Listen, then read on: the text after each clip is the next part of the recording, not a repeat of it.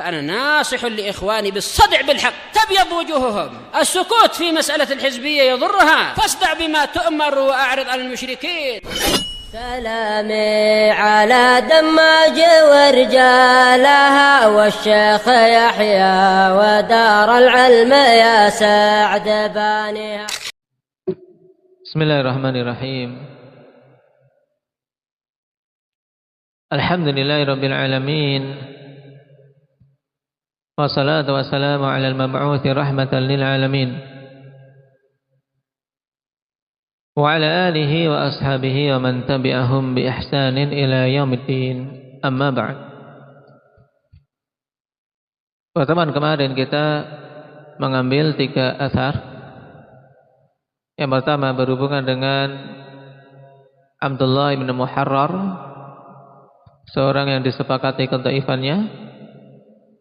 Dan yang kedua tentang Yahya ibni Abi Unaisah, yang dijarah sendiri oleh saudaranya, yaitu Zaid ibni Abi Unaisah.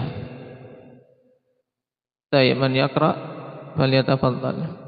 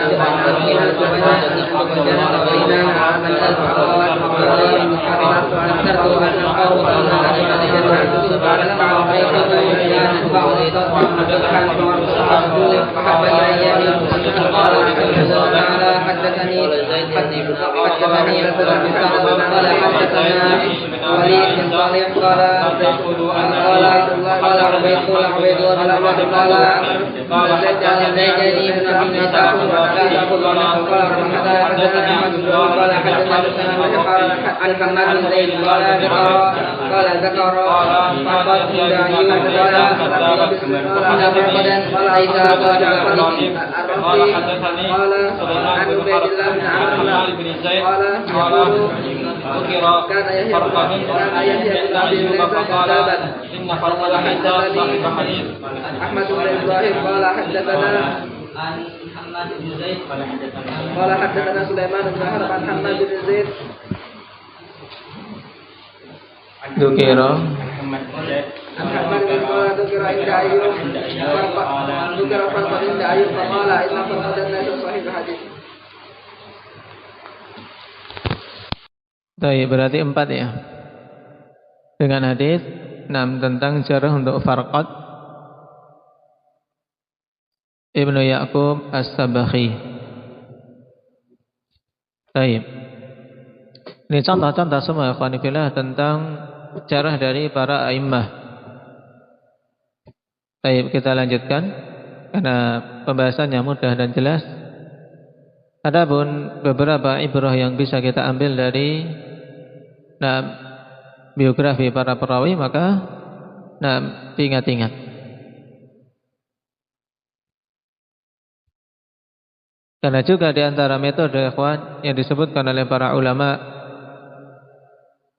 yang dinasihatkan juga oleh mereka bagi para talabatul ilm ketika mendapati mungkin penurunan semangat atau penat dari menghafal, dari memahami, dari menulis, di antara upaya untuk membangkitkan kembali adalah dengan membaca biografi para ulama terdahulu. Biografi para a'immah. Bagaimana usaha mereka yang kuat dalam menuntut ilmu, juga bagaimana keprihatinan mereka. Bagaimana kesederhanaan mereka dalam jalan ilmu. Juga pengorbanan yang luar biasa untuk bisa mendapatkan satu hadis bagiannya. Ini untuk bisa kita ambil pelajaran, sehingga diharapkan bisa naik kembali semangat yang mungkin melemah, atau juga untuk memupus ujub yang mungkin timbul ketika melihat dia lebih dari yang lain, dari teman-teman sejawatnya. Dia memiliki kelebihan syaitan berupaya untuk menjerumuskan dalam kibir dan ujub. Nah, di antara upaya untuk memupusnya dengan membaca biografi para a'immah terdahulu, dan kita tidak ada apa-apanya kalau kita bandingkan dengan mereka dari sisi hafalan, dari sisi semangat, juga dari sisi pengorbanan dan yang lainnya. Baik, sekarang kita lanjutkan. Qala al-Imam Muslim rahimahullahu taala, wa haddatsani Abdurrahman ibn Bishr al-Abdi Abu Muhammad An-Naisaburi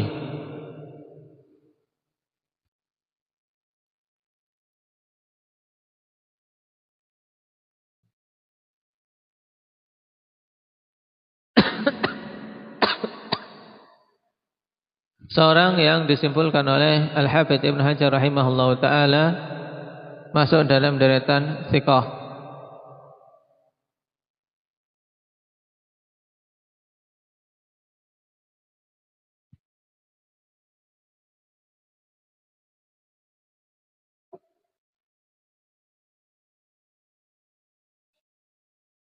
Qala sami'tu Yahya ibn Sa'id Al-Qattan, imam, ya, aku mendengar dari Yahya ibn Sa'id Al-Qattan.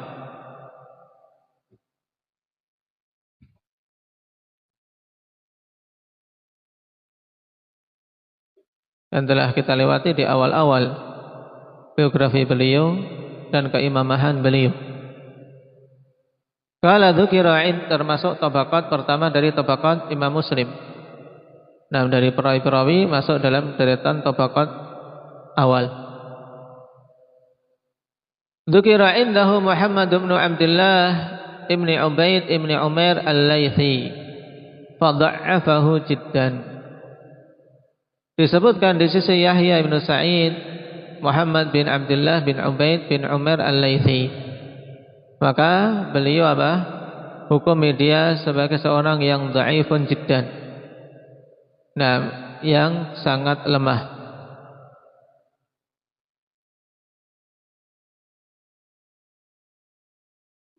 Dan Muhammad al-Laythi ini, ikhwan, juga dikenal dengan Muhammad al-Muhrim.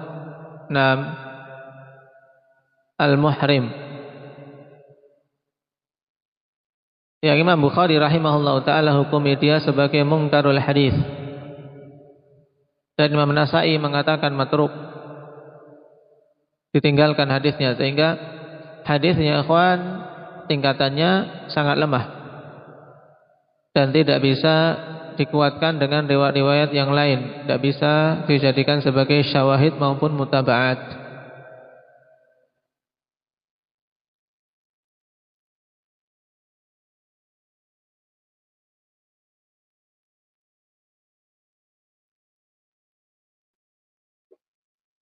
Faqila li Yahya, kemudian dikatakan kepada Yahya Al-Qattan, ad'afu min Ya'qub ibn Atha. Qala na'am, dia lebih lemah dari Ya'qub bin Atha, maka dijawab iya.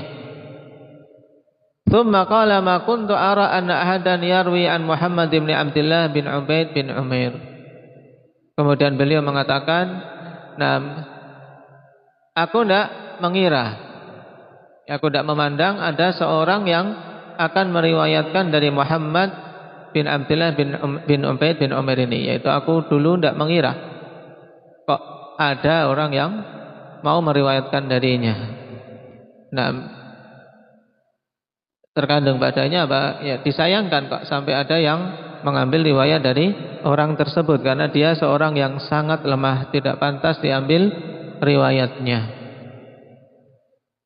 Adapun Ya'qub bin Atha, ikhwan, nah, yang ditanyakan di sini, nah, yaitu Ya'qub bin Atha bin Abi Rabah, ya, putra dari Atha bin Abi Rabah al-Makki.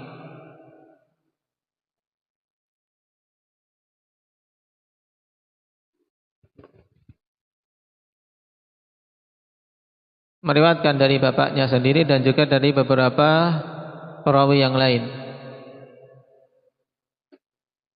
Dan dari sisi tingkatannya seorang yang dhaif, walaupun kedhaifannya masih bisa dikuatkan. Atau dengan istilah ilmu hadis, dhaifun munjabir, atau dhaif yasluh lisyawahid.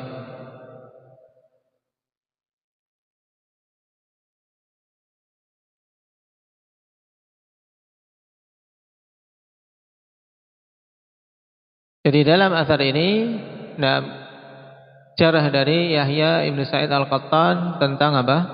Tentang Muhammad bin Abdullah bin Ubaid bin Umair al-Laythi, yang disepakati kedhaifannya oleh para a'immah dengan kedhaifan yang tidak ringan, tapi dhaifun syadidud dha'f. Athar berikutnya, qala haddatsani Bishr ibn al-Hakam Al-Abdi An-Naisaburi qala sami'tu Yahya ibn Sa'id al-Qattan dha'afa Hakim ibn Jubair wa Abd al-A'la wa dha'afa Yahya Musa ibn Dinar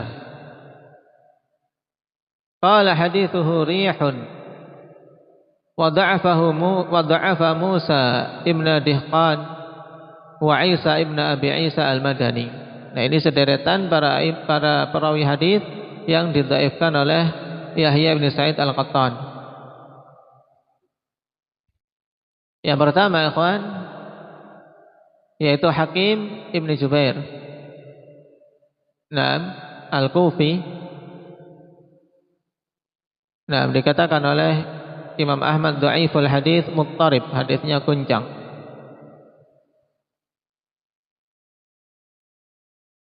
Dan memang keadaan perawi ini dhaif sebagaimana disebutkan oleh Yahya ibn Sa'id juga.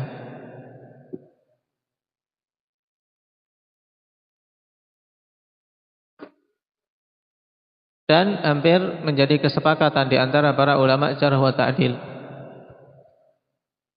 Kemudian yang kedua, Abdul A'la, yang dimaksud Abdul A'la ibn Amir al-Tha'labi al-Kufi.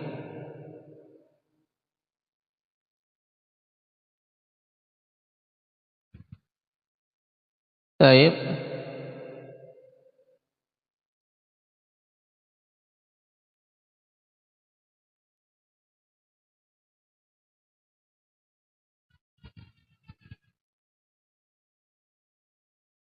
Yang terjadi khilaf di antara para ulama jarh wa ta'dil tentang derajatnya, kawan.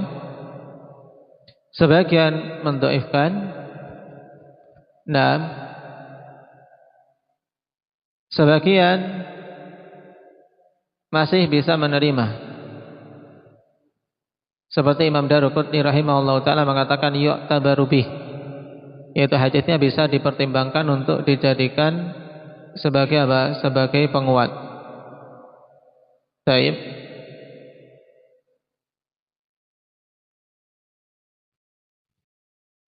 Dan Ibnu Sa'ad dalam Tabaqat beliau mengatakan kana dha'ifan fil hadis, adalah Abdul A'la ini seorang yang lemah dalam hadis. Cuman Al-Hafidz Ibnu Hajar rahimahullah ta'ala dalam Taqrib, ikhwan, beliau mengatakan saduqun yahim, seorang saduq, yaitu hadisnya hasan, yang terkadang mengalami kekeliruan. Dan ini kesimpulan dari Al-Hafidz, ikhwan, butuh dikritisi. Kenapa? Karena kalau kita perhatikan kebanyakan para imam sebelum beliau mendhaifkan Abdul A'la ini. Jadi wallahu ta'ala alam, yang rajih tentang Abdul A'la, dia dhaif, tapi dhaifnya dhaifun yasruh lisyawahid, dhaif yang masih bisa digunakan untuk penguat, sehingga kalau didapati perawi yang lain yang menguatkan riwayatnya bisa diterima. Yang ketiga, Yahya bin Musa ibn Dinar.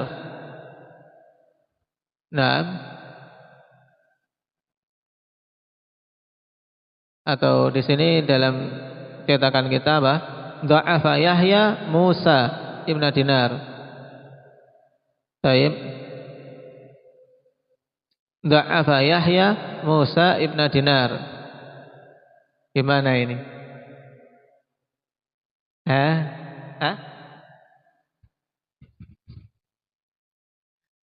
Taib. Cetakan yang lain mana? Ada Ibna Musa. Yang betul tanpa ibn, yaitu apa? Dha'afa Yahya (2), kasih (2), Pak. Sehingga tidak membingungkan. Ada Yahya Musa Ibn Dinar, gimana ini? Ya kan? Maksudnya wa dha'afa Yahya yaitu Yahya Ibnu Sa'id Al-Qattan mendhaifkan Musa Ibn Dinar. Jadi yang ketiga namanya Musa Ibn Dinar. Ya, dikasih (2). Karena Yahya sebagai fa'il dan Musa sebagai maf'ulnya. Baik. Dan ini yang benar sebagaimana ditegaskan oleh Al-Qadhi Iyad rahimahullahu taala. Dan dalam kebanyakan naskah ikhwan dikasih ibn memang. Dan ini adalah kekeliruan. Sehingga cetakan yang di situ dha'afa Yahya Ibn Musa Ibn Dinar, nah ini adalah kekeliruan.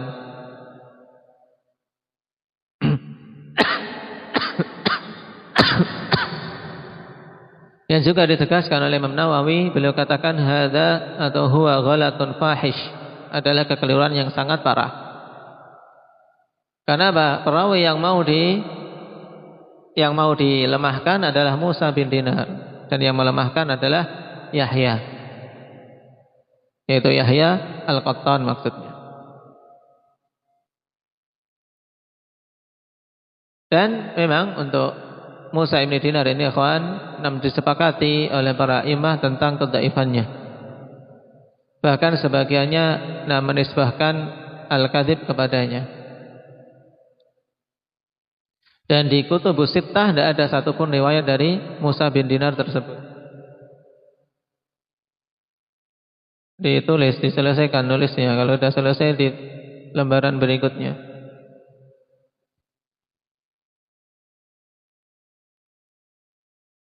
Qal hadithuhu rih. Nah, Yahya Al-Qattan mengatakan haditsnya Musa bin Dinar ini seperti angin. Maksudnya ikhwan yaitu ungkapan untuk hadisnya yang tidak memiliki asal. Nah, seperti angin enggak ada yang jadikan sebagai sandaran, enggak bisa dipegang. Mana bisa megang angin? Enggak bisa. Makanya ibarat hadis Musa bin Dinar ini enggak ada asalnya sama sekali.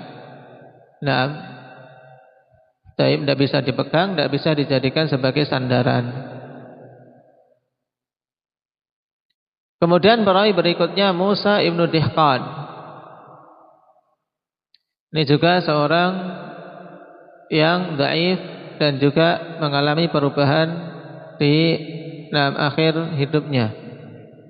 Berarti semakin lemah. Sudah awalnya lemah, kemudian semakin melemah di masa tuanya.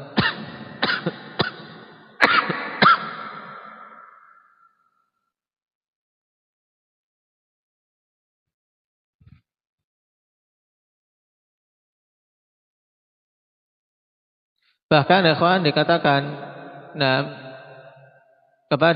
oleh Imam Al-Ajuri, ya, dikatakan oleh Al-Ajuri bahwa ditanyakan kepada Abu Dawud, kana Musa bin Dihqan sahiran, qala kana arrafan. Adalah Musa bin Dihqan ini dulu seorang penyihir, ya, tukang sihir atau arraf, dukun. Sehingga pantas untuk hadisnya tidak diterima.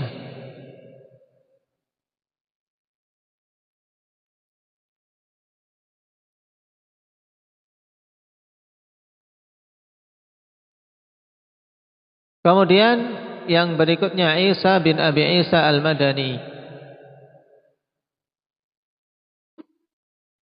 Taib, perawi ini juga termasuk di antara perawi yang dilemahkan.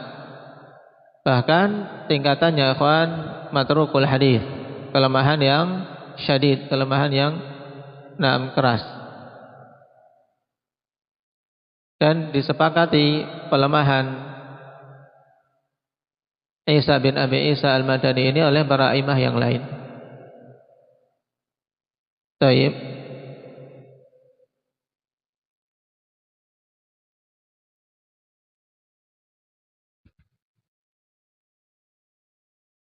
Nah, ini sederetan para perawi ikhwan yang dilemahkan oleh Yahya bin Sa'id Al-Qattan rahimahullahu taala.